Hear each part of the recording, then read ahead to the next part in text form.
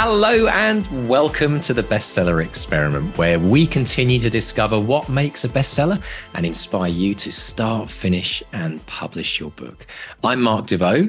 And I'm Mark Stay. And a big thank you, as always, to the people who keep this train on its tracks. All those wonderful patrons on Patreon and our academics on the Bestseller Academy. Anyone who supports this podcast. Now, if you want to support the podcast, pop over to bestsellerexperiment.com/support. You're going to find all the details there. You'll find out about the Academy as well. Mr. D, never been a better time to join the Academy. Beginning of 2023, new year, new you, new writer. Tell us all about it. Yeah, there's another week left, folks, to get started this year with the Academy. So pop along to academy.bestsellerexperiment.com. All you have to do is fill out a very short application, which we review, and we'll get back to you. And then you get to join in. We have over 30 very, very in-depth courses on everything you can imagine, from craft coaching to life coaching, setting goals. There's a course on the Academy about dream declarations. There's a course about setting your goals for the year. So it's so many things to do. We can't obviously cover it all in this episode, but if you're interested in finding out more, just pop along to the website and listen to episode 400. Listen to the stories of all our Academy members that have had amazing journeys over the last year. Do you know, the Academy is only 2.5 years old, Mark? I can't believe it. Seems like just the other day when we announced it on the podcast. What was that? 2.5 years. I know, right? Clocks are ticking, people. No time like the present. And I should mention as well that as if you enjoy these podcasts and you want to go really deep with Mark and I, we become your coaches in the Academy. I coach what I call life coaching for writers.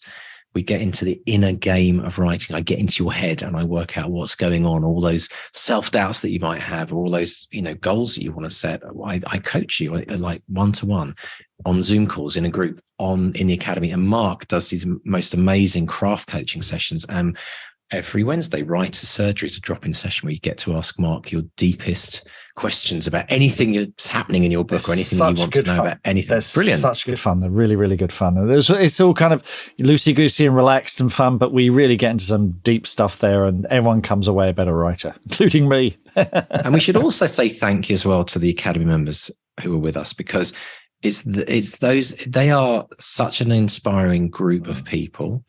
They're all very like-minded. They're all focusing on, getting to that major goal that their own goal, whether it's, and some of them, it's just finishing their book. Others, they want to win awards and get Netflix shows from the book. I mean, it's all about, where you want to start and where your aspirations lie ahead of you.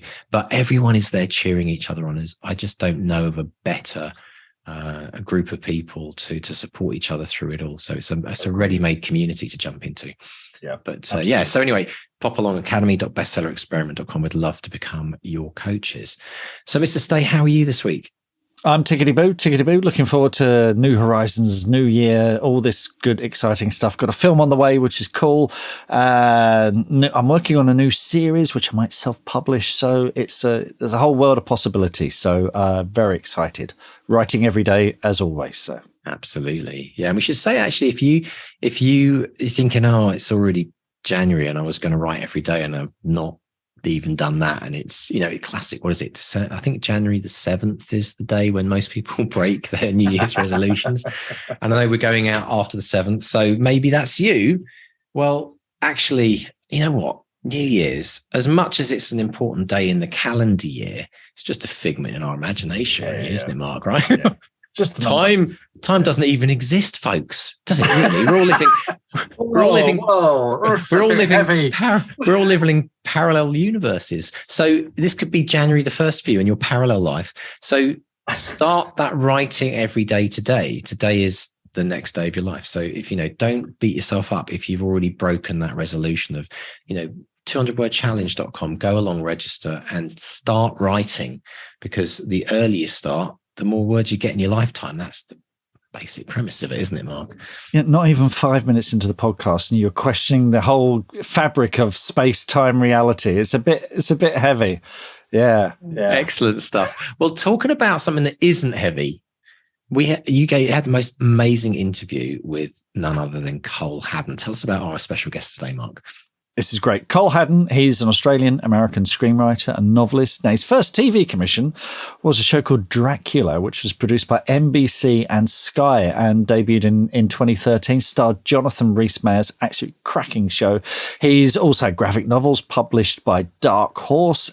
He's also currently writing with Park Chan-wook, legendary director Park Chan-wook. But we were here to talk about his new novel. Headline recently acquired worldwide rights to his debut novel, Psalms for the End of the World. And it's epic stuff. And we discuss getting too many notes, being genre agnostic, and learning from failure. Brilliant. Let's dive in and listen to the incredible Cole Haddon. Cole Haddon, welcome to the Bestseller Experiment. How are you today, sir? I'm doing very well. Thank you for having me. How are you today? I'm very good indeed. Thanks for asking. And all the better for dipping into Psalms for the End of the World, which is an extraordinary book. And it opens with the announcement that the Soviet Union have just tested a nuclear weapon, which gave me chills. What are you trying to do to us, Cole? This feels more timely than ever. Tell us about Psalms for the End of the World. Well, should I pitch out sort of the general overview, and then I can explain to you where that scene came from. So it opens in 1962. We meet Gracie Polanski. She's a quantum physics student by day, one of only two women in Caltech's physics program at the time, and by night she's a diner waitress. And it's in this capacity that she's met and fallen in love with Robert Jones. He's a regular who comes in every night to hear about her day and be served up slices of pie. But tonight, this being the night that we meet him, he's preoccupied by the suitcase we know he's placed in the boot of his car.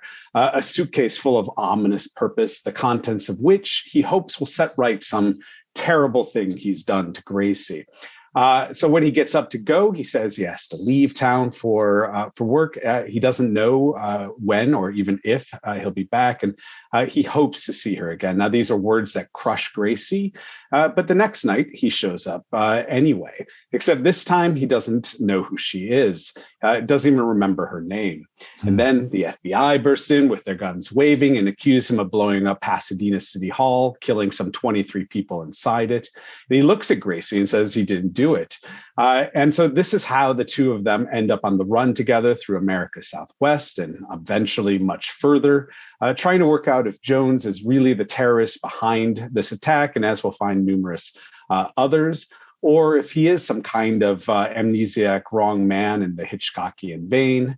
So as they press their investigation, their story begins to interconnect with others taking place across time. And these include a samurai trying to keep their young baby alive, a pre-revolutionary French painter whose paintings drive people mad when they look at them, two Nazi hunters whose story sort of smashes into the paintings that this painter is creating, a Japanese astronaut working for sort of a Tesla, a SpaceX in space, whose life keeps disappearing and just ending and resetting over and over in this strange fashion. So eventually, these very disparate storylines begin to collide, really revealing how we're all connected by love, grief, and something like quantum physics. So it's a small story. And it was you sent us a letter before we recorded, and it's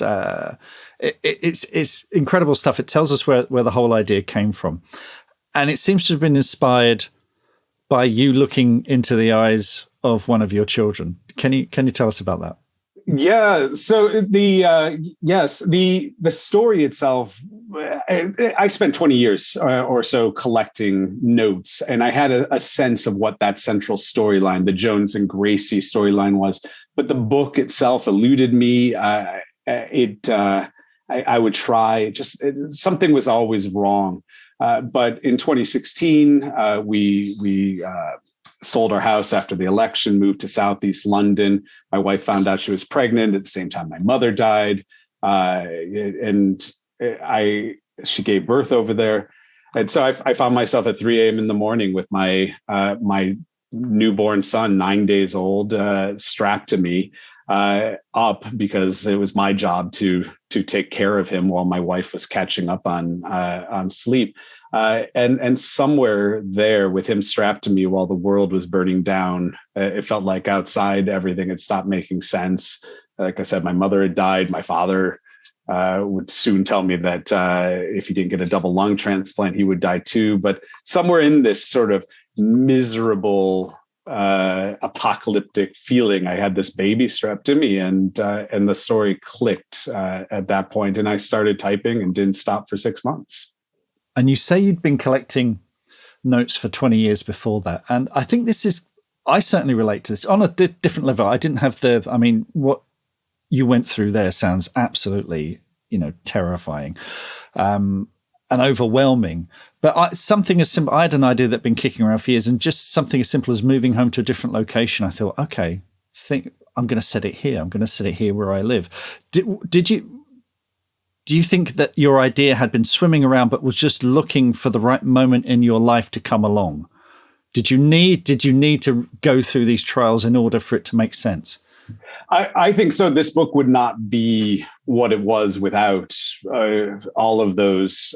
Everybody has these tragedies. This is not something that was unique to me. We all eventually lose our parents, but several things went wrong in life at the same time, and that's what was necessary, I think, to shake something loose that previously. I was working in Hollywood. Everything everything I had to write was most of it was very soulless. The process of creating in Hollywood is not one of deep introspection or originality or really authorial voice, something that's personal to you that you're going to own. And I think I really struggled with diving into this book until I broke free of that, which took leaving Hollywood to a degree. And I think it took some of these tragedies. So I prepped until the moment came, and just trusted it eventually would come. I wish it had not been that specific series of events. Yeah, but the book certainly helped me confront a lot of what manifested from those experiences. And you said you didn't stop writing for 6 months, so you kind of gave yourself wholesale to this novel. What were you writing every day? What were your sort of writing habits while you were working on it? Well, my wife and I had this arrangement where I would go to bed at 9 and get up at 3 in the morning and relieve her from the child, from caring for the child, sort of buy her those 4 hours of uninterrupted sleep if I could. So for about 3 months, I wrote from 3 a.m. Until 8 a.m. when she would really when she would step back in, and then I'd nap, maybe write some more. I had to write a screenplay for Park Chan-wook during this time as well, which was fun, but overlapped. It provided me a bit of respite from the intensity of the book. But yeah, it was 6 months. The first stretch was that writing early morning, and then picking up, basically rewriting in the afternoon after I had recovered some of my energy. And then after that, I was 3/4 of the way through a first draft. So it was mostly just intensive rewriting. The book is filled with, it's a complicated emotional and I guess time puzzle because of the nature of the book, the way it sort of explores what reality is over what might be different dimensions. It's inherent in sort of the concept. So there was a lot of rewriting and discovering connections, letting the book tell me what it was over time. But that was the reworking. The reworking was really half of it. 3 a.m. to, by the way, nice name drop there, Park Chan-wook. We'll come back to that. Yeah, I know. I'm after doing that, it was a little bit embarrassing. No. I do exactly the same. Oh boy, Handmaiden, fantastic. But we'll come back to that. 3 a.m. to 8 a.m. is a pretty trippy time of the day. You know, it's, do you think that contributed to the more fabulous elements of the story? Was being in that kind of twilight time making the book stranger for you? I think so. So one of the interesting, I suppose, the inciting creative incident for the book was my friend Harley Payton, who he wrote about half of Twin Peaks. So he's done some very impressive things, and he had told me that when he worked with David Lynch, David never stopped to ask what he was doing. It was just the most intuitive filmmaker he had ever worked with, and the 3 to 8 a.m. helped that process immensely because I wasn't in my normal structure. I wasn't interrogating what I was doing as I would when working on a screenplay during a normal workday.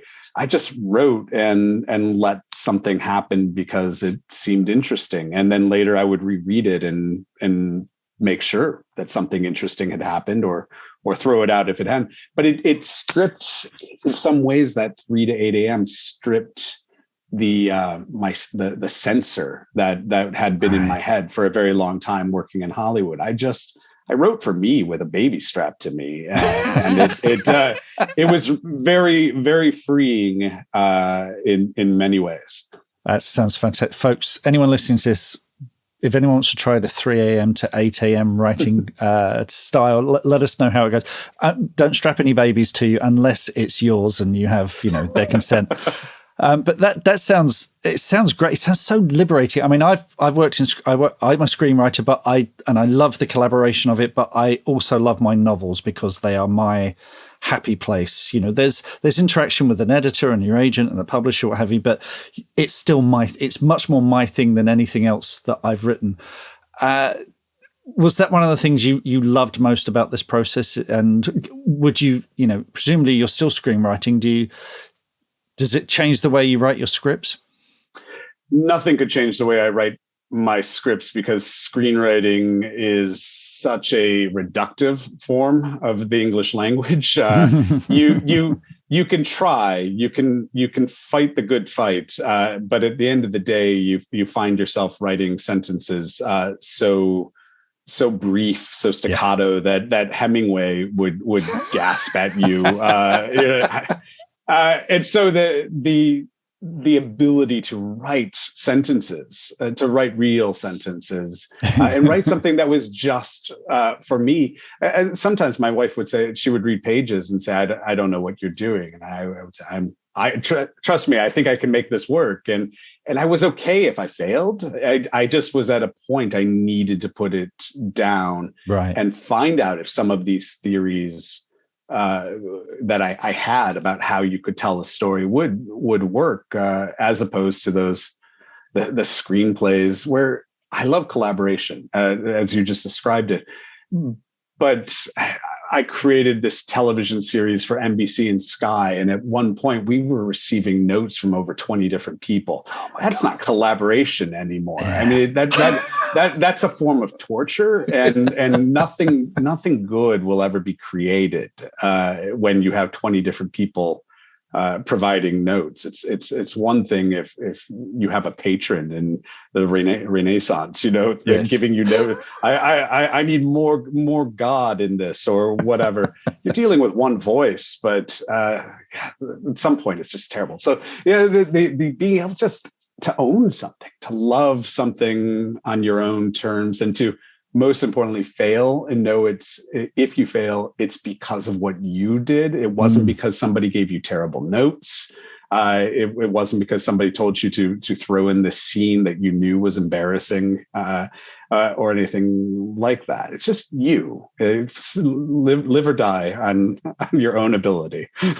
I'd like to talk about that idea of failing there, because I think it's an important thing for an author to learn. We have an academy, and a lot of people who are writing their debut novels, their first novels, they get about a third of the way in, which is where you really start making very important story choices that have consequences. And I know that a lot of people get paralyzed by that because they fear that they're going to get it wrong. How important is it for you to fail as you write? For me, it's always been critical. It's my entire professional life and pursuit of the art has been a series of failures. And so I don't who creates where they don't fail. And so if you're afraid of failing, we're all afraid of failing to some degree. But art, I find, or creation requires a lot of experimentation. Early in my career, I wrote a couple novels. They were terrible, and I moved on. But I learned a lot from that then was applied to screenwriting. And then I failed a lot in screenwriting before I found out how to do it in a way that had a voice that I was proud of, to as much as it could be. And every failure informs it. The novel itself has story threads that are aborted ideas that I attempted to move forward in other form and other mediums. And for whatever reason, I failed, and they didn't die. They were things that I still loved, and they resurrect themselves again. Even in screenwriting, so much of it is pitching. You're generating ideas, and somebody says that's not for me, or you have an idea on how to solve a problem in your screenplay, and it goes away because it wasn't the right solution. And then the next project you work on is back, and you sound like a genius now because you just spit this thing out. I have this random idea that off of what you just said. And it's just you've failed so much. You have a deep toolbox at some point, and that's a good thing. I love it. I absolutely love it. Just coming back, because you mentioned when we were originally talking about Psalms for the End of the World, you mentioned all these disparate storylines. I'm always fascinated how authors keep track of all those different threads. Are you sort of are you pantsing it? You're just putting it down, or are you, having been in screenwriting, are you carding things? How is that working for you? I am an incredibly odd writer in that I can hold a tremendous amount of information in my head, whether it's screenwriting, breaking a whole season of television, or working on a book like this.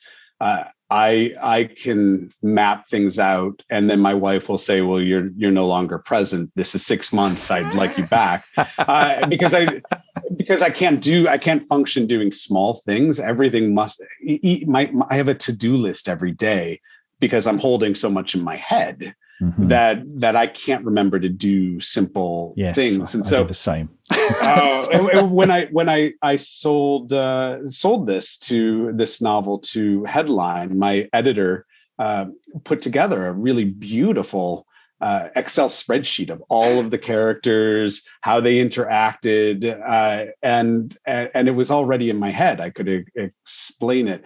It's a frightening thing, and it doesn't mean it's not something I wish I did, but it's especially with a story with so many different facets where they're interconnecting over time, and there are connections you discover because you're allowing yourself some chaos as well. You because of the nature of this specific book, you want the characters to accidentally stumble into something you didn't see coming beforehand, and that happened quite a bit. If it were a linear story, I probably would have outlined more than I did, but it just was in my head. And for 6 months, I had my baby, and I had me trying to make sense of this, and it was. I don't think it was a enjoyable time for my wife. Let's go back to where it all started. I read somewhere that you were drawn to storytelling as a child. You've always written, haven't you? I have. It's been a long and winding road to where I am now, because I've never really. I'm very genre or medium agnostic.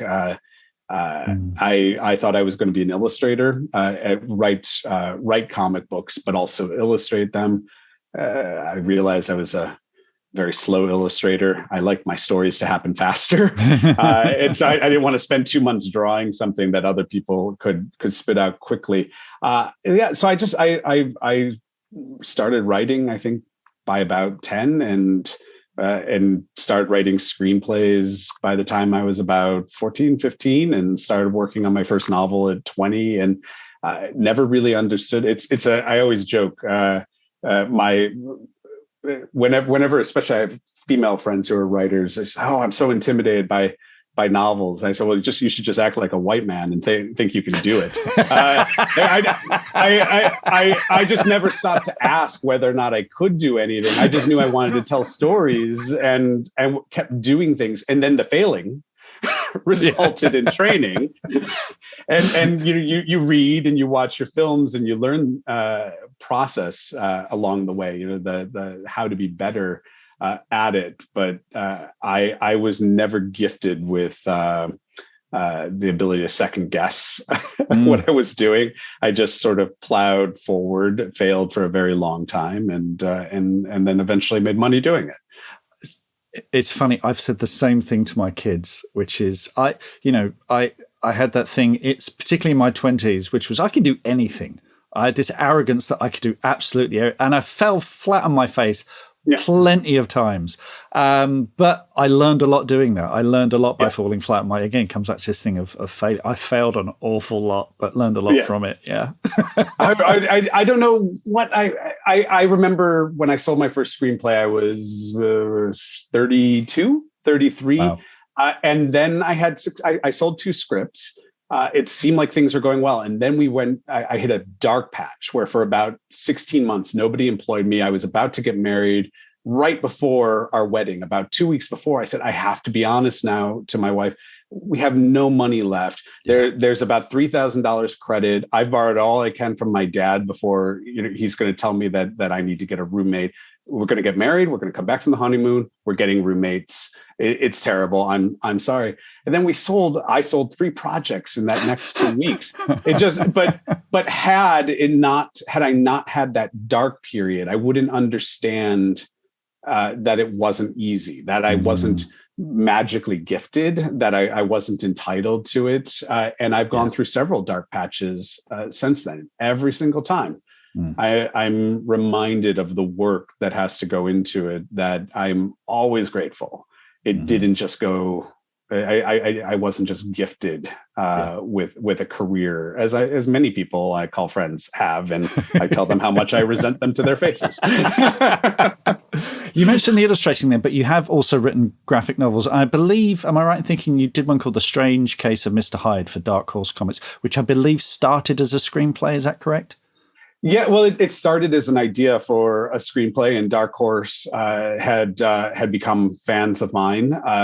They still are. Rather, I've just become best friends with the person who runs the company over the last 15 years or so. But he loved the idea and decided we should do a comic book to go along with it, and ran out and pitched it. And so that was my first foray into graphic novels. And how was that? Because I know there's a misconception that graphic novels are a lot like screenplays, and then you read someone like Alan Moore saying it's nothing like screenwriting. How was that experience writing for comic books?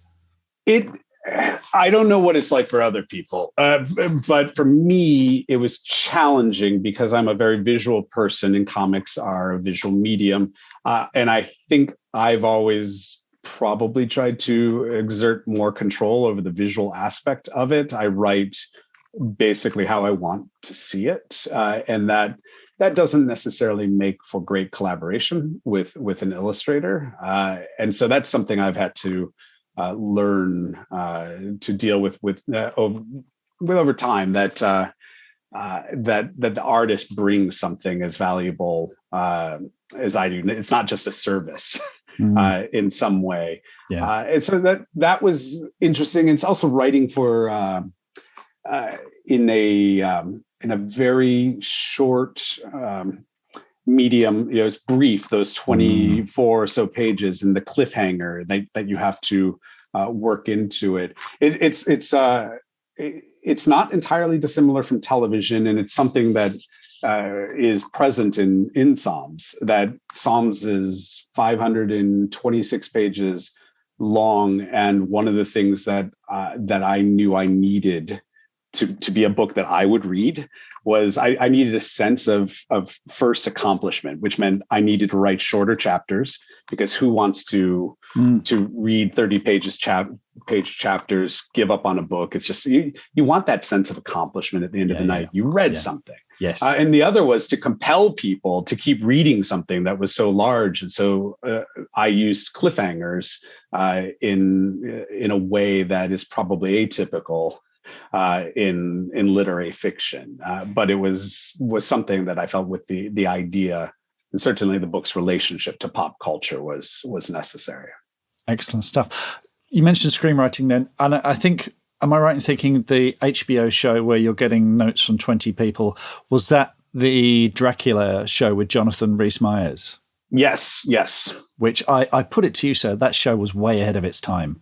That was... It's such an interesting series. I'm curious. How do you mean that? I think from your point of view, it was very bloody. It's very sexy. I think it would sit on Netflix really, really well now. Whereas, Sky was going through that thing with Rome and Band of Brothers, where they were sort of pushing the barrier with these kind of shows. But I think if a show like that would do incredibly well on a streamer these days, and streamers really went around. I mean, we're talking about 2013, not a million years ago, but a lot has happened since then. No, it did involve a U.S.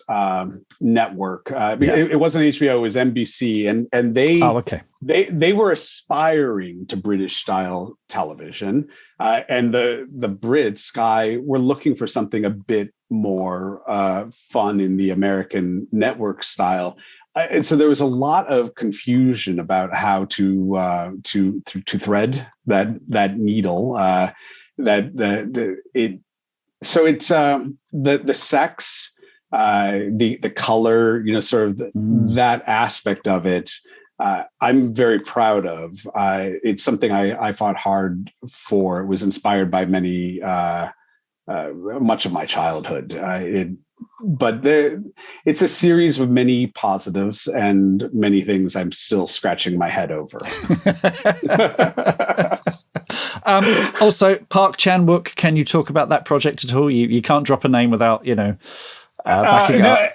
No, it's that was an adaptation of a Japanese book called Genocidal Organ for Bold Films. I can't really talk so much about the content, but I got to work. The most amazing aspect of it is I got to work with Park Chan-wook, who is a genius, and I spent about a year doing that, whether on Zoom or getting to sit with him, and it's interesting because director Park, as he's known, is he I think he speaks more English than most people are aware, but he uses an interpreter, and it's this very interesting, peaceful experience because of that. It creates a pace of dialogue that's very different than the typical collaboration where you're essentially shouting at each other ideas and then talking over each other and interrupting. There's a formality that is imposed upon it that was always deeply pleasurable. And he just has a deep well of knowledge about film, and that isn't always the case as much as you assume it would be. His passion is vast, and it isn't just cinema. He's a very impressive filmmaker. I look forward to that. And another name drop, I saw on your website that none other than Nicholas Meyer, who, for me, Wrath of Khan, Undiscovered Country, time after time, he gave Psalms for the End of the World a rave review. That must have been a fantastic moment when you got that. It was. So Nick and I are actually friends, which is a ridiculous treat for somebody who grew up in the 80s. At some point, somebody I knew referenced Nick, and somehow I coaxed him into setting up a meal, and we hit it off, and we've stayed in touch and collaborated. But he's a very remarkable human being, and his work has had a a huge impact. Something like the Strange Case of Mr. Hyde, which is this pastiche of Jack the Ripper and Dr. Jekyll and Mr. Hyde. That is something that you can point to Nick Meyer as being this sort of originator of in so many ways during the 70s. You know, some of the mashing up Sherlock Holmes, his great passion is Sherlock Holmes, with Sigmund Freud or H.G. Wells and Jack the Ripper. So he's influenced me immensely, and so it was a treat. I had just read one of his novels, and he offered to read mine. I failed to point out that mine was twice the length of his. I think I got the better end of the deal in every way. Fantastic stuff. Well, send him my best. The man is a genius. Cole, this has been an absolute pleasure. Folks, Psalms for the End of the World is out there now. It's epic stuff. You're going to absolutely love it. Cole Haddon, such a joy speaking to you. Hope to speak to you again real soon. Thank you for the interview. What are your writing dreams? Finishing that book, quitting the day job, becoming a best-selling author? Well, over 4 years, we've studied the advice of over 300 best-selling authors who've collectively sold over 500 million books. And we are excited to announce the Bestseller Academy. If you're ready to take your writing to the next level with accountability, craft, and coaching, your bestseller dreams are now only a click away. To find out more and apply, visit bestsellerexperiment.com/academy. That's bestsellerexperiment.com/academy. Oh my gosh, what a great interview. So much to unpack there, Mark. It's hard to know where to start, but let's start with this wonderful, wonderful theme of incubating ideas. Cole talked about this idea of collecting notes, gathering notes. And I thought, when I heard that, I thought, yes. And I know you in an interview, you're like, yeah, I do that as well. I think a lot of people do this. You know, you get an idea, you get that seed of an idea for a book, or maybe a seed of an idea for a new character that you've got. And then you just start, you know, ruminating on it. And capturing notes is so important, isn't it?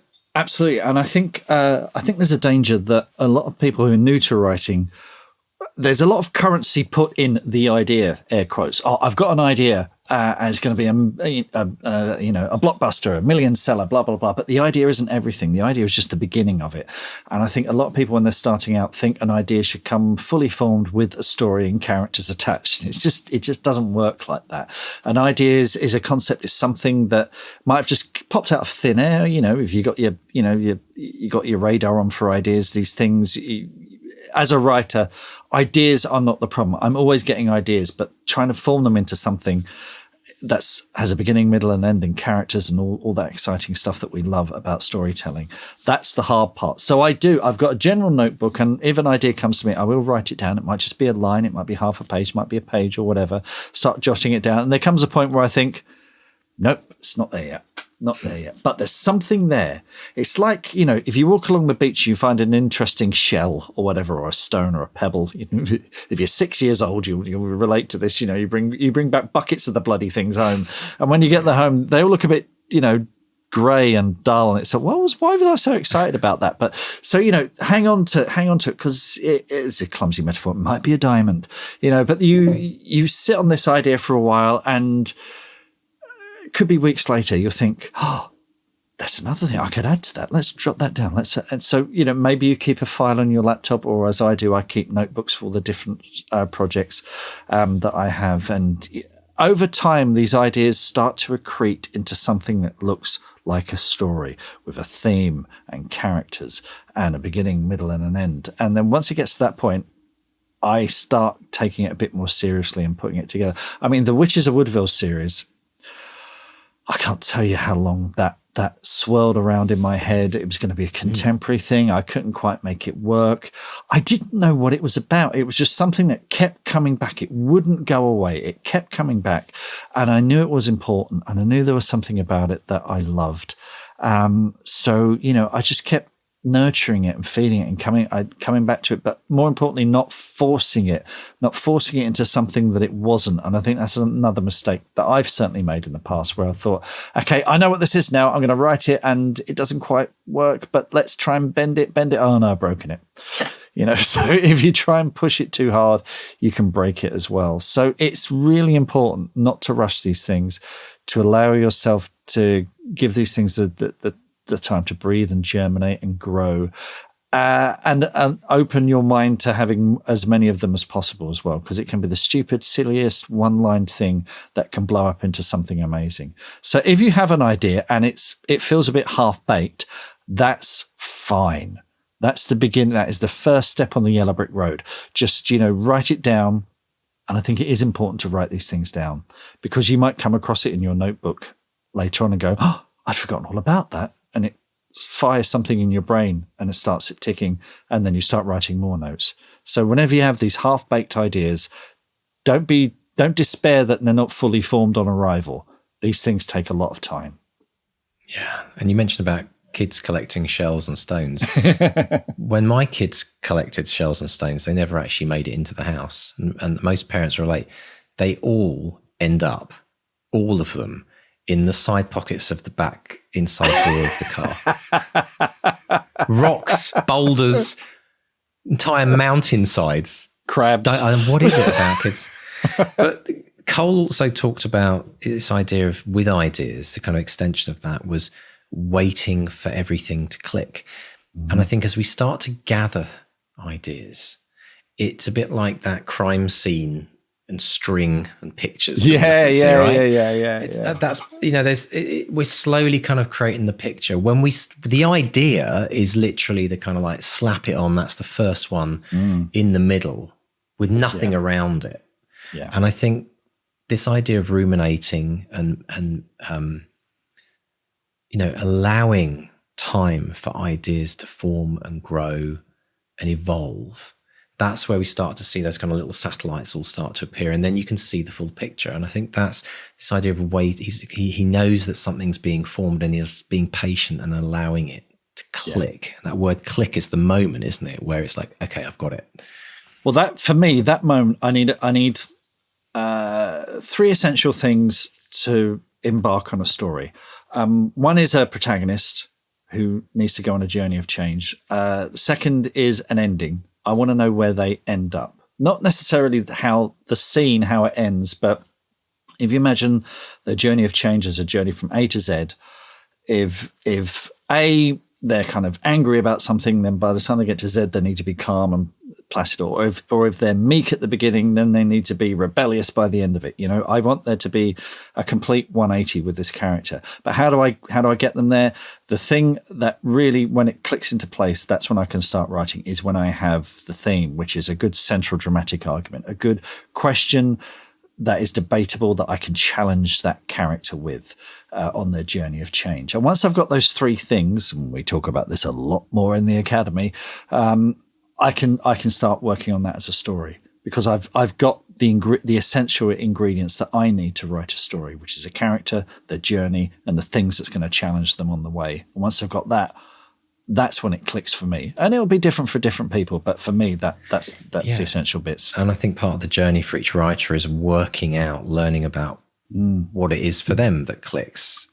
Doing it enough times, like you have, Mark. You start to understand. Okay, these are my kind of elements that I always have to have, and then it becomes more familiar, which is really, really important to know. That's almost like, okay, it's now time to start writing in earnest. So, absolutely. Now, Cameron, Cole also talked about how writing schedules affected his writing, and there's a wonderful story, a beautiful visual of him with his baby strapped in his Bjorn carrier, or whatever he had, to the front of him, whilst he wrote at 3 a.m. in the morning.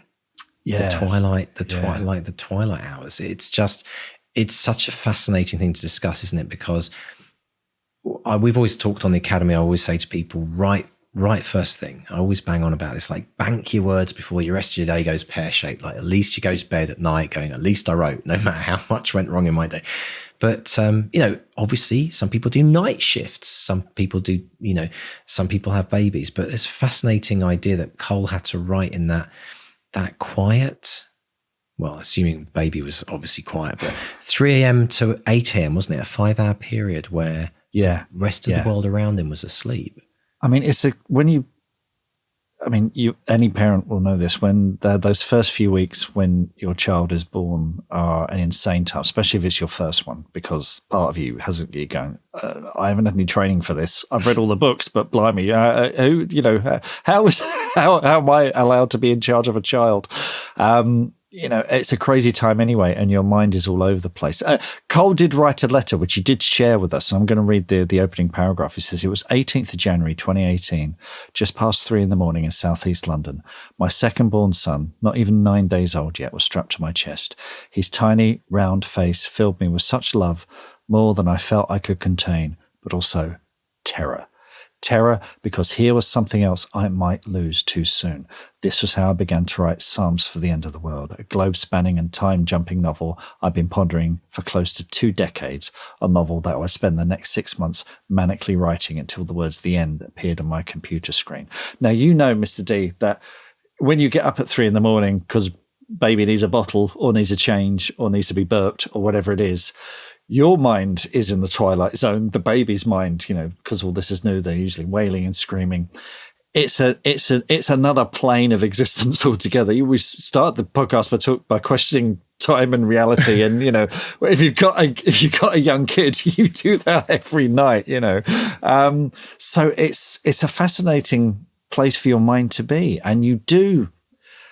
I mean, my daughter was born just before the turn of the millennium. She was born December 1999. I remember I didn't go to a New Year's Eve party because, I had a baby. Claire was out bell ringing, actually, ringing the millennium in. So it was me and Emily at home. And I remember stepping outside with her, looking at the fireworks and the stars and saying to her, look, new millennia, this is amazing, Emily, all these possibilities. And she probably just burped and filled her nappy.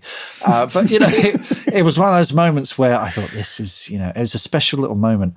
Yeah. But it's, your mind is in a strange place. And I'm not suggesting people make a habit of this, but if you are waking at strange hours in the night, then maybe get up and write.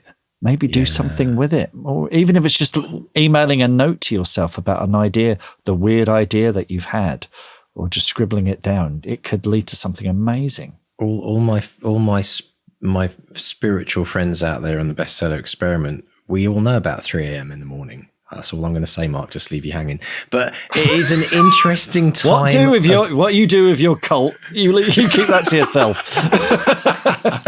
Oh yeah, we're all on Zoom at 3 a.m. in the morning, Mark, working out the world's problems. No, but it is, there's something a lot. Okay. The stories that you hear time and time again is that people often wake up, and they often wake up at the same time every night, and they look at their watch and go, and it's not 3 a.m. for everyone. It can be 3:23. It can be, and it's weird that how often it happens. If you take this from a kind of like interesting perspective, here we go. The story behind that is that you wake up because there's something that you need to capture at that point. You may be in sleeping. And this idea is like, it's grown and grown and grown to a point where it's like you're waking up because you need to get it down. And they always say, don't ignore the ideas, don't ignore the voices that you may have heard, in your dreams. Don't ignore them, capture them at that point, and then go back to sleep. Yeah. And then review it in the morning, because you never quite know, because you always forget. I find if I don't capture it, I kind of am lying there. That I might remember it when I wake up, but if I don't capture it then, literally within 5 minutes, I've lost it. So all I'm saying to people is, if this happens to you a lot, and if you don't have that notebook, not your phone, folks, get your phone out of the bedroom, notebook and pen, and maybe a little clip-on light so you don't wake your other half if you're lucky enough to, have someone on the other side of the bed. But ultimately, capture it, scribble something that will prompt you and remind you the next day, because I think we're possibly our most creative in our subconscious whilst we're sleeping. And that's why sometimes we wake up in the middle of the night. So there's a whole realm there. There's some people that are going to probably write in and tell me why this happens. And I'm sure everyone's got some very interesting stories. So actually, on that note, if this is something that happens to you, let's put it out there. Let's make people realize it's not unusual and that everyone's doing it.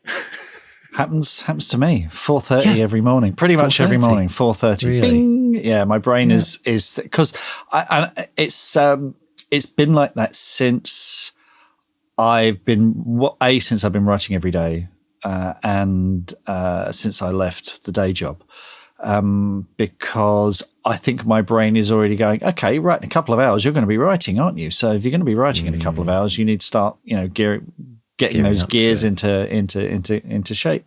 So yeah, that's 4:30 every morning. Someone once told me, and I think this is an interesting concept, whether you're of the spiritual kind of bent or not.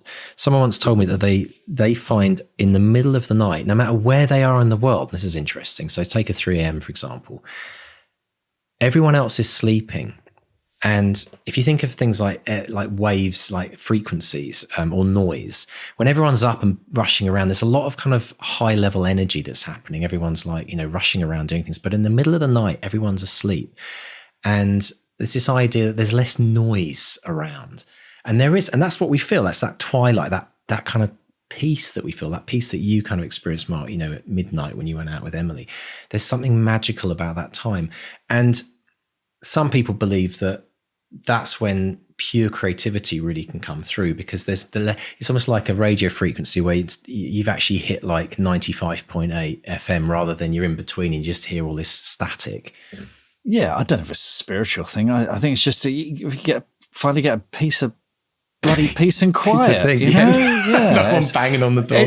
I probably wake up because that's when my tinnitus kicks in. I've got that as well. It's like, I'm up. Oh God, right, okay. So yeah. By the way, if anyone has any cures for tinnitus, Mark and I both want to know about it. Yeah. You can tell.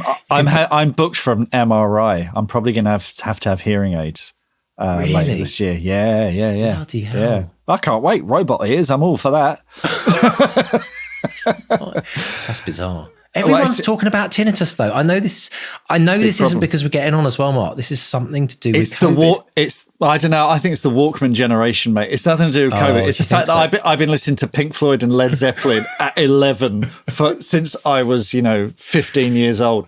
No regrets. I've messed. My mum was right. That'll ruin your hearing, Mark, she would say. And she was absolutely right. Mums are always right. Mums are always right. Do you know what a weird thing, though, is I think about, I talk about COVID, but I always find I get really bad tinnitus whenever I've been wearing headphones. And COVID means everyone's doing Zoom calls. Right. Headphones. Might be nothing to do with a lot of people have got these ideas that we're all got tinnitus because of the vaccinations. I think it might just be because we're all wearing headphones because we're doing a lot of with a Walkman generation. Yeah, maybe it is. But nowadays, kids don't, like, my daughter never takes her headphones off. It's like, can you take your headphones off at dinner table, please? I mean, in the car, trying to have a conversation, headphones. It's like it's not kids. It's me as well. I walk around the house with these on. These are my closed back ones because I'm constantly listening to podcasts. So if I'm doing the dishwasher or the washing up, whatever, podcast. Yeah, I'm constantly on it. So I'm the worst. I'm the worst for that. I know we've gone a bit off track, but this is important. But it's good. No, this is what it's about. We don't stick to a script on this show, and that's what partly brings up all the randomness, which we love. But anyway, folks, if you're interested in joining us for the extended version of this podcast, we're going to be talking about some very, very interesting points that Cole talked on. One being Hollywood being soulless. Right, we're going to delve into that.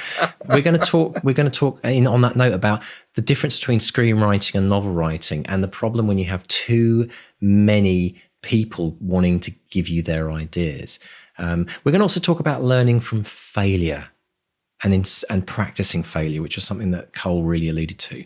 And we're also going to cover subjects about genre agnostic and also the importance of short chapters and giving your reader a sense of accomplishment. So if any of those excite you and you want to delve in more, plus some random stuff, of course, pop along to bestsellerexperiment.com/support or academy.bestsellerexperiment.com to join the Academy, because both our patrons and Academy members get the extended versions every week. So welcome to the extended version of this podcast, folks. We're going to dive straight in and talk about Hollywood being soulless. Now, this is something which a lot of people who maybe, one day have dreams of getting a movie done out of their book, and they're thinking, oh, don't burst the bubble. I want Hollywood to be fantastical and this kind of fantasy place. But Mark, the reality is, from Cole's perspective, is it's outside of the glitz and glamour and the big sign, it can be a pretty tough place. I wouldn't say it's soulless. It is a business. The stakes are higher.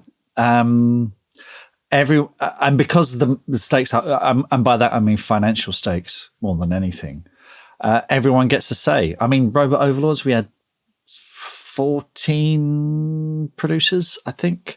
So there's a lot of people giving you notes, giving you feedback. Generally, though, it's, you want everyone to be heard. You want everyone to feel they're part of the process. But then you do that thing of, okay, you nod. The way to do this is when you get these notes, you nod, you smile. That's wonderful, lovely. Let me go away and think about that. Then at least that you feel heard. You do. Yeah. They feel heard. You do have a listen, but you don't have to take them all on board, because that way madness lies. And this is the interesting thing, isn't it? With a film, you have people putting their money in and have a vested interest before the film's made.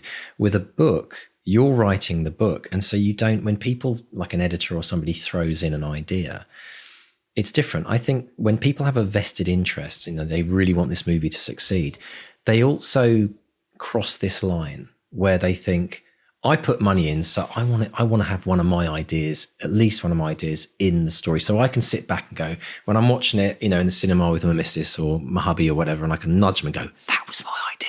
Yeah. Right? I bet you've seen that a few times, have you, in your life? Definitely have. and I'll say, I've been that person as well. I've given notes. I've given notes to screenwriters and friends and gone. Anyway, but it's a collaborative process, and it's a strange thing, because we tend to think of the director as the author, the auteur, which comes from Cahiers de Cinema magazine, which is interesting because in France, I forget what a friend was telling me about this the other day, because they couldn't get a whole bunch of Hitchcock and John Ford movies for years for some reason. And then suddenly they all arrived at once. And all these French film critics were looking at the work of John Ford and Hitchcock, and they noticed patterns, and they said, oh, these are auteurs, these are authors, which is where that whole idea comes from, of the director being the author of the movie. So there is that as well, but it is very much a collaborative thing. And certainly TV is even worse for this, because you are getting notes from left, right and center, and there's an added kind of pressure that you've got to produce 10, 12 episodes or if you're writing a sitcom, it could be 20, 24 episodes of a sitcom per year, where there's intense pressure and great danger of burnout. Whereas, as Cole said, if you're writing a novel, you live or die on your own ability, which I think is, it's refreshing, it's liberating. It's also kind of terrifying as well in its own way, because you got no one else to blame except yourself. You do hear, you see horror stories online from authors who will talk about editors or agents who maybe poked their nose in a bit too much, or said, well, if you don't write this, then we're not going to publish it. But of course, the alternative is these days we can self-publish and we can express ourselves however we want. That is a huge difference. And that's why I like to balance. I have the privilege of being able to balance both these things. I'm very lucky. The films I've made so far, producers have actually been pretty hands-off. And for Unwelcome, Warner's, the notes were really positive.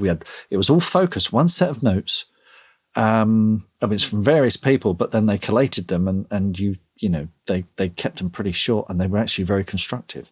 I'm working on something at the moment where we were we handed in a first draft. We were given a whole bunch of notes saying, oh yeah, we like this, we'd love to change this character and make them more like this. Okay. And which we've done. And then we've done it for them. They've gone, no, how about we change it back? So that's all part of the fun of the fair. I mean, as much as I might grumble about it, I'm writing a film, Exactly. Yeah. And people want to give you feedback. Great. Exactly. Yeah. Exactly. And they're paying me for rewrites, which is brilliant. It's even better, Yeah. So I think the kind of moral of this story is feedback can be great, but just because if you do get more and more, if you get a large group of people giving you feedback, you have the right to not reject it, but take it in, absorb it, place a value on it, and then move on. I mean, the thing you can do that as an author. The thing with TV and film is sometimes you kind of have to take the note and work with it because they are paying, for everything. And you can be fired. That's the other thing. You can't be fired from your own novel. You can be fired from a film or a TV show. And they can say, well, if you're not going to take our note, look out the window. There's a million screenwriters who will. So that you can be fired from that. That's the other thing. Because when you sell something to, Unwelcome, the script that I wrote is the copyright of Warner Brothers now. They bought it. It's theirs. So they could have fired me from the project and brought in another writer at any time. They didn't. But I remember with Robot Overlords, there was one point where Universal were interested. And both John and I knew, because we were co-writers on that, they might keep John on as director, sure. But if they had bought it, it was most likely that they were going to make it a bigger budget movie and bring in a couple of Hollywood screenwriters to write it. That was for a few weeks. That was a very real prospect. And I was kind of sanguine about it in that I thought, okay, it'll be a credit. I won't have written the movie, but at least I'll get, I'd have written an early draft, but they'd get someone in to rewrite it as long as I get paid, blah, blah, blah. But it never came to that in the end. Now there's something coming later in the year, TV project, where I've got a whole story about that, but I can't talk about that yet. We'll get to that at some point. Yeah, absolutely. Brilliant stuff. Let's talk about learning from failure. This is a brilliant theme. One of my favorite themes that we do talk about on the podcast. It's good to remind ourselves of this. But Cole talked about this idea of experimentation, which is something we're quite familiar with on this podcast, actually. And we love this idea of trying things out. And Cole talked about this idea of practicing failing, which I absolutely love. Yeah. And the other thing he said that I loved, he said, you fail so much, you have a deep, deep toolbox. So, and again, I think that comes from TV as well, where if you're in a writer's room, there might be a whole bunch of you sitting around a table, trying to generate story ideas. What can happen next? Let's try this. No, it doesn't work. Let's try that. Let's try it. You're constantly coming up with solutions to problems. And they might not be the right solutions in the moment, but they might help you further down the line. And I think it's a case of exercising a muscle where you are unafraid to come up with a bad idea. And, he talked about, that moment when he talked about holding his baby. And he said, I just wrote and let something happen, and it stripped the censor in my head. And we can talk about studio execs being soulless. We can talk about editors and agents giving us notes. But the censor in your head, that's the biggest one of all. That's the biggest block of all. That's the one you have to overcome, because we've all been there. We're at the bottom of the mountain writing a first draft of something, and there's that censor in your head going, you really shouldn't be writing this. What makes you think you can write this? You're never going to get this right, So you have to, shove them to one side and just let it happen. As he said, I just wrote and let something happen. Yeah, absolutely. And really everything that we do is experimentation. I mean, even if you end up experimenting and writing a great book from that process, it's always trying things out.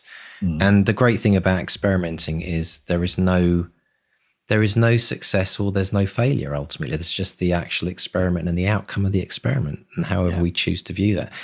But we do tend to define failure. We put a lot of weight on failure. We give it a lot more weighting then we give success, weirdly enough.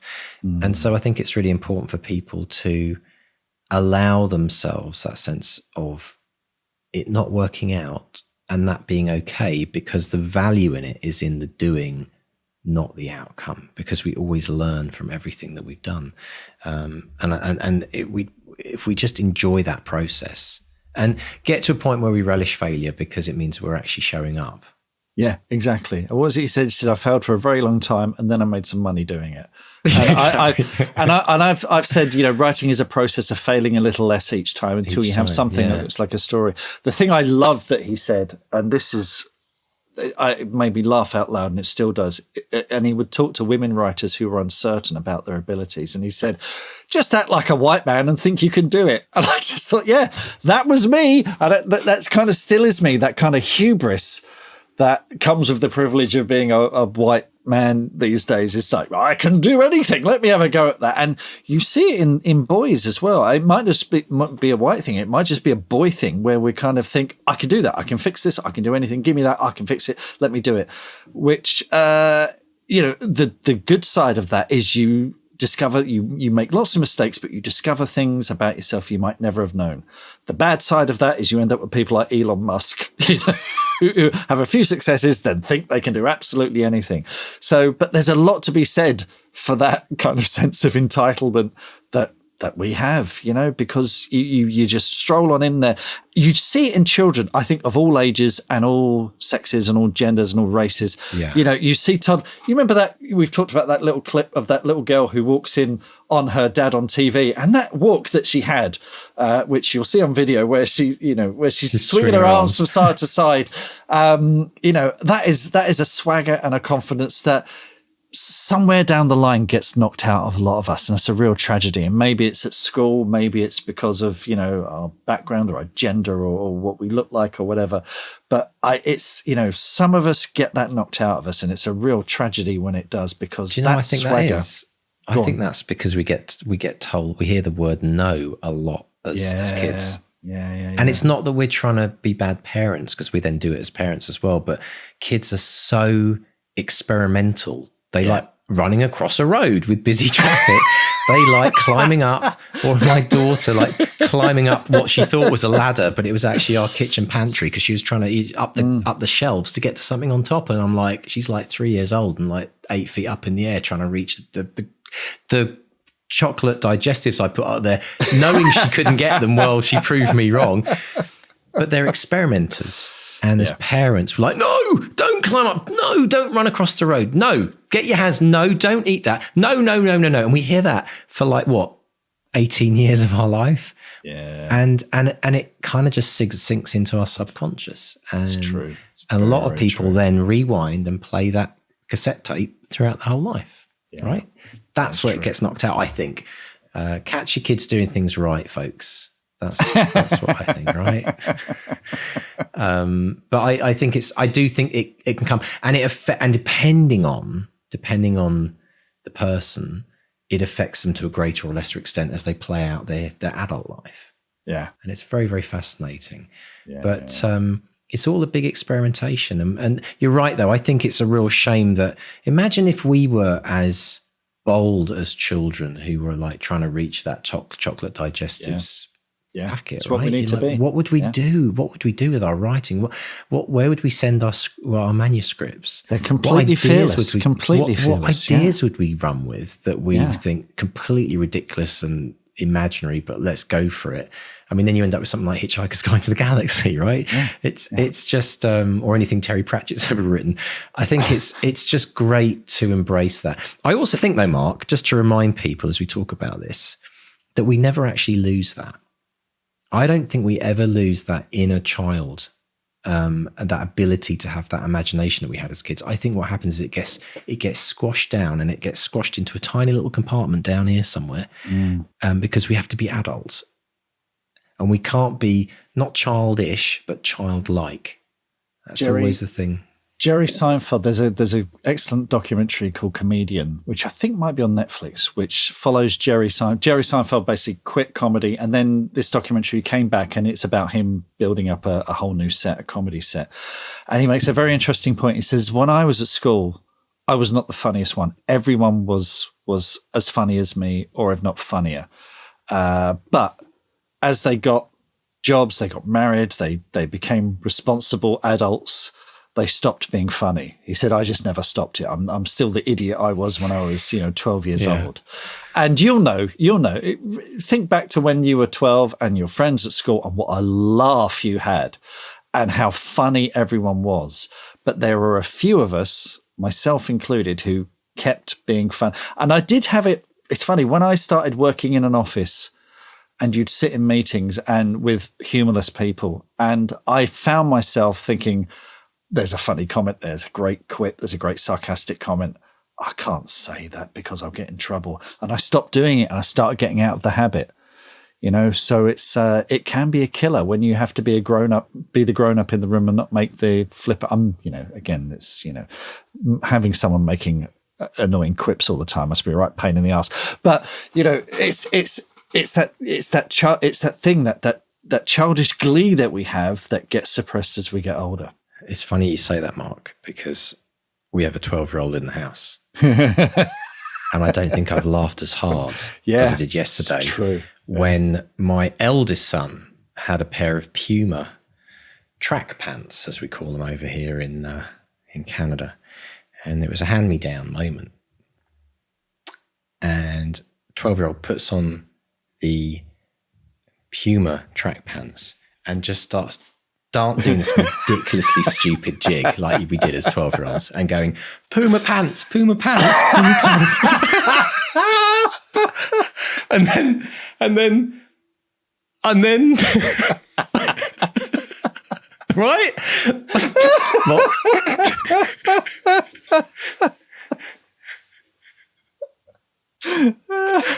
And then and that was the start of the conversation. That was a range of clothing. What else could you have? Right?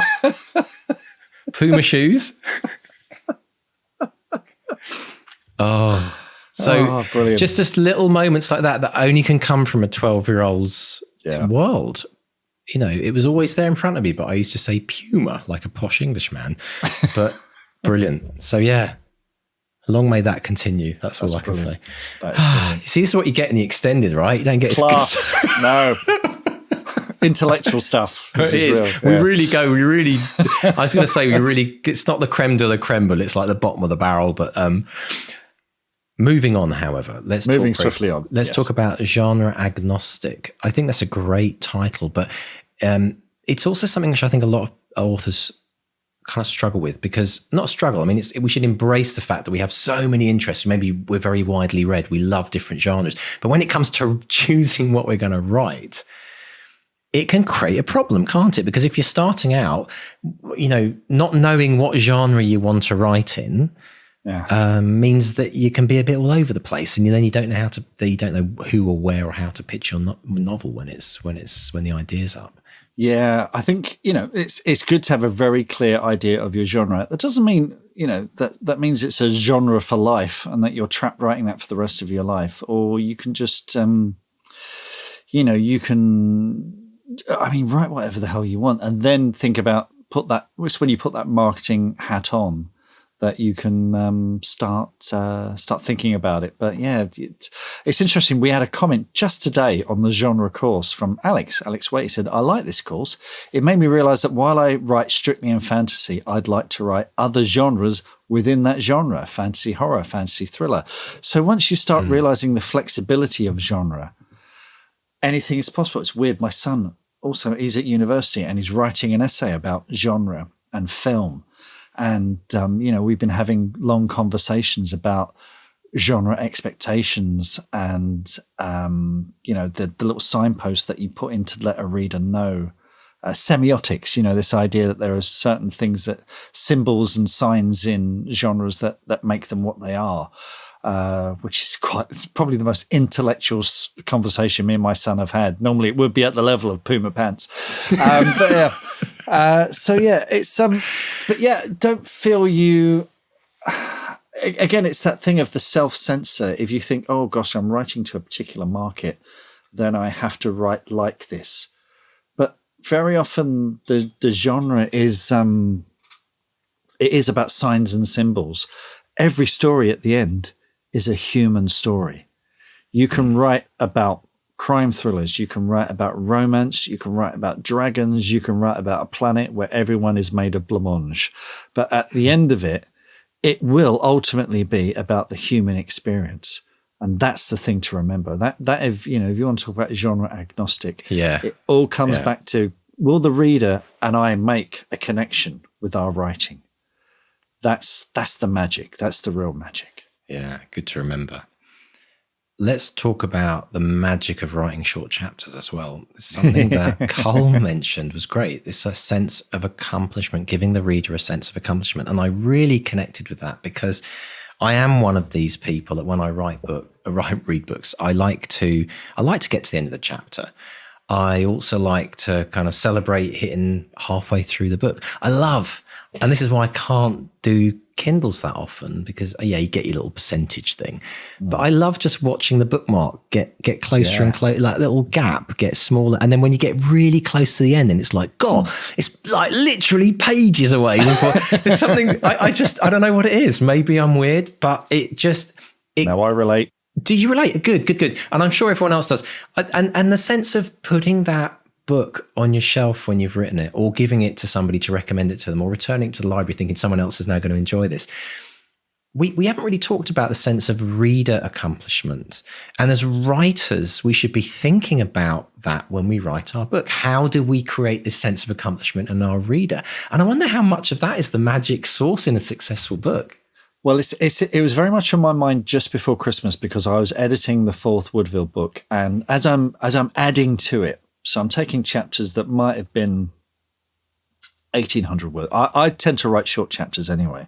But then I would add to them, and they would balloon up to like 3,500 words. And that for me is too long. That's just a personal choice. I like short, punchy chapters. So I would look for a split in the chapter. I'd sort of go to the halfway point and think, okay, there's a split there. There's a split in the action, or I could use this. And I would put a little cliffhanger, find a little button to come out of that moment, and then there's a lovely feature in Scrivener where it says split at chapter. You right click, split at chapter, boom, suddenly you got 2 chapters now. And it might take some finessing and rewriting, but suddenly instead of one bloated chapter, I got 2 pretty punchy chapters that might only be 1,200 words long, but I love that. I mean, some authors, Terry Pratchett, no chapters at all. Funnily enough, he does with his kids' books, but with the Discworld adult books, no chapters. And that means, a story beat, a scene can be half a page, can be a paragraph, can be a line, could be 10 pages, but it kept you reading. James Patterson chapters are just a couple of pages long sometimes. Sometimes they're just a page, So it's that thing of, keep them on the hook, keep little micro tensions that keep you reading all the way through. So I don't worry too much about it when I'm doing a first draft, but when I'm editing, it's very much in my mind about that kind of reader satisfaction. What would I want from the book to keep me reading?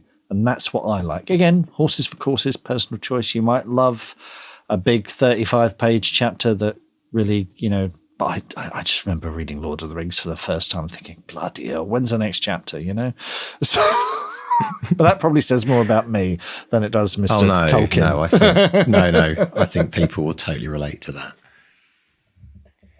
We just finished recording the extended version, and I know it's back to back but I just saw Mark almost have a hernia laughing. You need to go and subscribe to the extended version, folks. It was a brilliant moment in the podcasting history. I think, I'm not going to tell you even what happened. I'm just going to say, go and subscribe. If you ever needed a reason to do it, bestsellerexperiment.com/support. Brilliant. Now, Mark, something I wanted to tell you about very quickly. A wonderful moment in my family's life just the other day. My daughter came home from school and she said, Dad, we got given a different homework assignments we could choose from. And I decided to record a podcast. So my 13-year-old daughter went, well, I can help with that. And then the funny thing was, I then suddenly thought, oh no, I've become one of those parents that's doing the homework for my child. But in all fairness, all I did was I set her up in the studio with professional equipment. Urban Myth Club intro music, the most amazing compression and then equalization software. And she did the podcast. She prepared it. She wrote it. It was in French, just to make it even harder. Wow. She's doing French mode about the bubonic plague. 13-year-old doing I know, bonkers. But she handed in this 5-minute podcast and it sounds absolutely unbelievable. She has a lovely speaking voice, but it was so much fun. So much fun, like bringing her into the studio.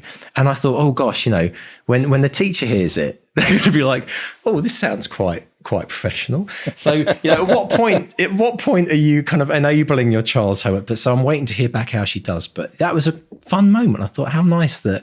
And I'm sure it was partly influenced by the fact that, she's always heard me going out to the studio doing podcasts, and she knows we've been doing this for a number of years, but it was just a fun moment. So is that the bestseller experiment, the next generation? Because my Emily is working on the books, so there could be a point down the road where we've got the next generation taking over the podcast, and we're like doddery old men. Yeah, exactly. They put us away, and they put us away in the home. Oh, absolutely brilliant. Actually, and one other thing I do want to mention, for anyone on YouTube who's been watching me the last couple of weeks, wondering what this blue flower is, it's actually a forget-me-not badge. And I just want to take this moment, because we can, because it's our podcast, right? Absolutely. We want. This is a badge for people that it's a forget-me-not to remember about people with dementia. And I just want to put it out there. Anyone who listens to this podcast who is either caring for someone with dementia or someone with early stages dementia, and is dealing with that, I want to just remind everyone out in the world that we have not forgotten you, because it is an incredibly difficult time in someone's life, and very, very, very difficult as well for partners, nurses, anyone who's working with them. We salute you. And so I'm wearing this badge the last couple of weeks in honor for you. We don't need a dementia week.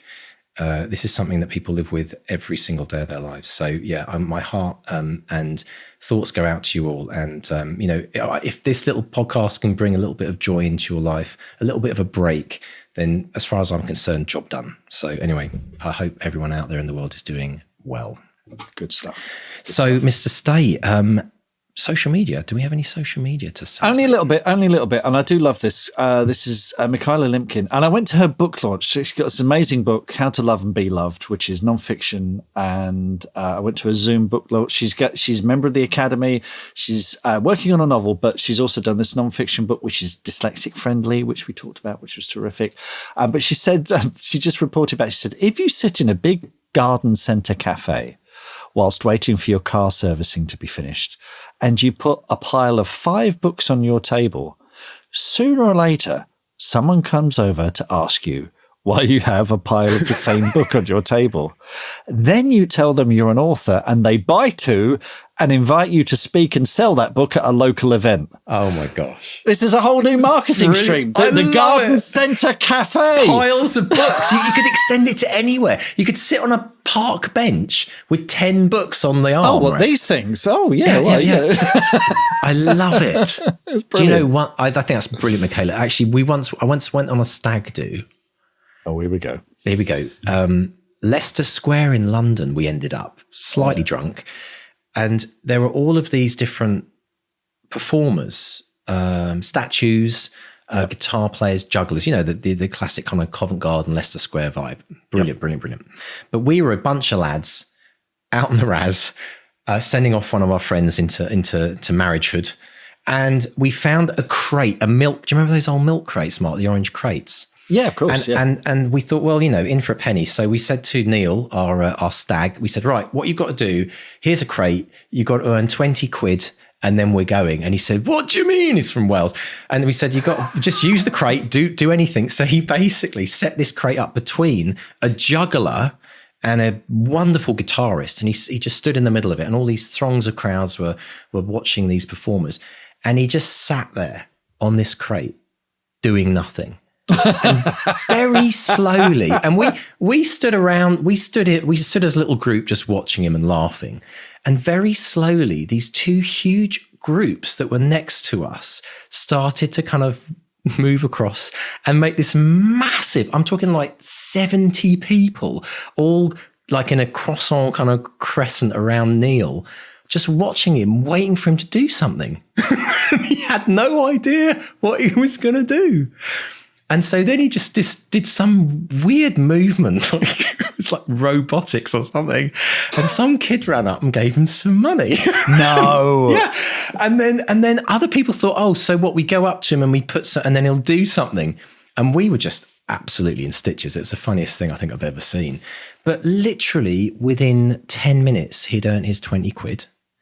And he worked out in the pub later on when he was spending that said 20 quid that as a PhD chemist, he'd actually earn a higher hourly rate sitting on a crate in Leicester Square than he did at his day job. And so it's this idea of the curiosity. The link, the very, very tenuous link. Tenuous link. Love a tenuous link. There is a link, folks. Stick with me on this. The curiosity factor of something random in the middle of somewhere public can absolutely work. And Mikhail has proven that. So, folks, take 5 of your unsold books, go into the garage, you know where they all are, in the cardboard boxes. Grab 5 of them. Teetering piles. Go somewhere random. Could be the cafe where you go regularly. It could be at the train station. But the most randomest spot, and take a photo of you with your books. Send it to us. We'll put it on. We'll put it on social media, and then if you sell any, tell us. This could, like you say, I think, Mark, we're on something here. I think, Mikhail, this is a whole new marketing trend. If you could do that every single day, like 10 random books, brilliant. Have you ever done any busking as a musician? Oh yes, yeah, busking, in the underground in Montreal. Yeah. Oh really? Yeah, cool. Yeah. I used to pay my way for the subway ride home.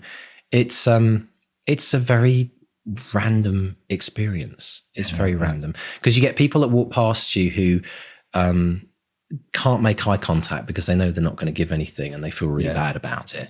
And then you get people who are genuinely, they stop, and then you actually have to perform for them because they're actually like, well, come on then, come on. Yeah. I'll give you some money, but let's hear it then. Come on. But it's, and I know people actually busk for a living. They actually make a full-time income from it. Yeah. What was your set list? What was your crowd pleaser? Oh, random stuff. I would actually often do originals because I was using it as an opportunity just to kind of rehearse material and see if I could get good responses from people. But Comfortably Numb on the guitar. Really? Yeah, kind of random. But usually crowd. You'd have got a quid off me. You'd have got a quid. If anyone doing Floyd, they get a quid. If I got a quid. Because I did, when we did a play at the Edinburgh Festival, we did some busking in Edinburgh, and some of it was blues, but I wasn't playing. But there was one song they had called the Chicken Song, which wasn't the Spitting Image one. It was a completely different sort of country and western thing that needed some chicken sort of scat in the middle of it. So I would be the one going in the middle of Edinburgh at the height of the sun. So if you were in Edinburgh, August 1990, you saw some idiot singing like a chicken. That was me. He's now on the podcast, not in the asylum. I just had the randomest of thoughts, Mark.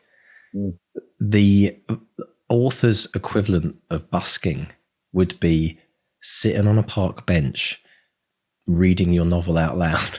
Oh, which can you imagine? Would be very... People would think you're absolutely bonkers, wouldn't they? Actually, what you do see in London, and you see this when you get near the Globe Theatre, so you got the Tate Modern, you got the Globe Theatre, there's a guy down there with a typewriter, old-fashioned typewriter on a sheet of paper, and if you give him like a tenner, he'll write you a poem, and he'll write it to order. Brilliant. Yeah, really? So there is, there's a poet sort of busker. Tapper. Yeah. So there's a guy who does that. Yeah. Oh, such random stuff in this world. Don't you love it? Isn't great, life beautiful? When you think about all the randomness, it's that stuff that makes the world go round. But brilliant stuff. Brilliant. Well, listen, thank you so much for sending that. And if you've got any wins that you want to share with us, please let us know. Pop along to bestsellerexperiment.com and click on the contact form and send it to me and Mark. We get those and we read through all of them. We always try and respond as well. Send us. I was going to say also, whilst you're there, so we're just warming up for the FX. No rehearsal at all. No rehearsal. If you are interested in getting a weekly email newsletter from us as well, the Bestseller Experiment newsletter, do make sure to sign up whilst you're at the website. Pop your email address in, and we will send you a weekly update of all the crazy things happening at Bestseller Experiment, the guests that we've interviewed, what we've learned from the interviews, and a link to all the places you can listen to this podcast as well. Yes, and get in touch. Give us your public declarations for the year, your goals for 2023. Drop us a line at bestsellerexperiment.com. There's a contact tab there. Or drop us a line on social media. Facebook is Bestseller Experiment. Twitter and Instagram is @bestsellerxp. And if you've enjoyed the episode, if you've been inspired by the likes of Cole Haddon, give us a rating on your podcast catcher. 5 stars is nice. Do that. And subscribe. Yeah, it's all good. And thanks as always to our editors, Dave and JD. And if you have not yet started your writing habit of the year, folks, yes, you, 200wordchallenge.com, pop over to the website, sign up for free and start your 200 words a day. It will change your life. Or what, Mark? Or you won't write. That's what will happen. If you don't do it, you won't write. And then you won't have that book at the end of the year. So please, I almost said all your money back, but it's actually free, isn't it? So it's free. Yeah. So pop along and sign up to the website there, get your name down and join a merry group of people who have actually contributed so far over 20 million words through that little experiment we started a few years ago. And don't forget, folks, you've got a week left to sign up to the Academy. If you want to start this year, with a bang, out the gates, writing with intention, writing as you mean it, believing in yourself, becoming that author you always know you've dreamed of doing, getting inspired and inspiring others with what you accomplish, pop over to the Academy, Bestseller Academy. It's academy.bestsellerexperiment.com. Get your application in quick. All links in the show notes because we're getting a bit frazzled. It's been a long day and we need to lie down, don't we? Yeah, totally. So I have to get my Ovaltine now. Brilliant, folks. Well, listen, it's been so nice having you with us this week and we can't wait to see you next week with some great guests in the pipeline, so don't miss an episode. Tell your friends, folks. Spread the word about the Bestseller Experiment and we'll see you next week. That's a goodbye from Mark 1. And a goodbye from Mark 2. Goodbye.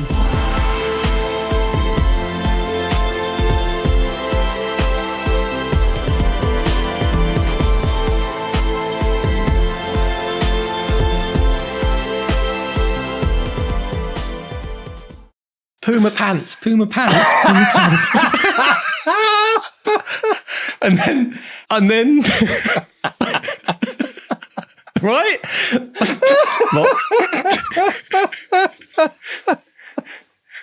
You see, this is what you get in the extended, right? You don't get class. No. Intellectual stuff.